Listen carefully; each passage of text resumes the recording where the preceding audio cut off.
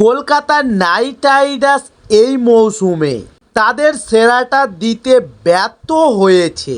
বিশেষ করে 23,75,00,000 টাকা দিয়ে দলে সামিল করা ভেঙ্কটেশ আয়ারকে নিয়ে প্রশ্ন বেশ উঠছে।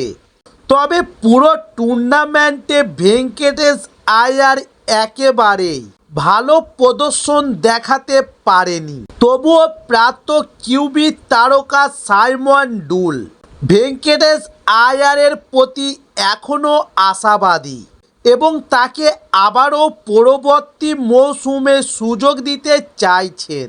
তবে এবার ডুল নাইট রাইডার্সের দলের পরবর্তী মৌসুমের জন্য একাদশ বেছে নিয়েছেন। তাই ডুল পরবর্তী মৌসুমে নাইট রাইডার্সের দলের ওপেনার হিসাবে অজিঙ্ক্য রাহানে এবং ভাইস ক্যাপ্টেন ভেঙ্কটেশ আয়ারকে ডুল দেখতে চান। তবে এই দুজনকেই নাইট দলের ওপেনার হিসাবে দেখতে চান এবং 3 তরুণ খেলোয়াড় অঙ্কুশ রঘুবংশীকে দেখতে চান ডুল।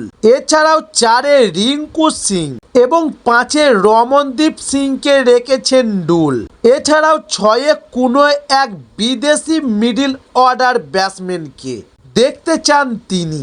তবে দলের ফিনিশার হিসেবে অ্যান্ড্রে রাসেলকে বেছে নিয়েছেন তিনি এবং স্পিনারদের মধ্যে থেকে সুনীল নারিন ও বরুণ চক্রবর্তীকে সামিল করেছেন ডুল এবং দলের 2 পেসার হিসাবে ভৈরব আরোগ্য এবং হর্ষিত রানাকে নির্বাচন করেছেন তিনি।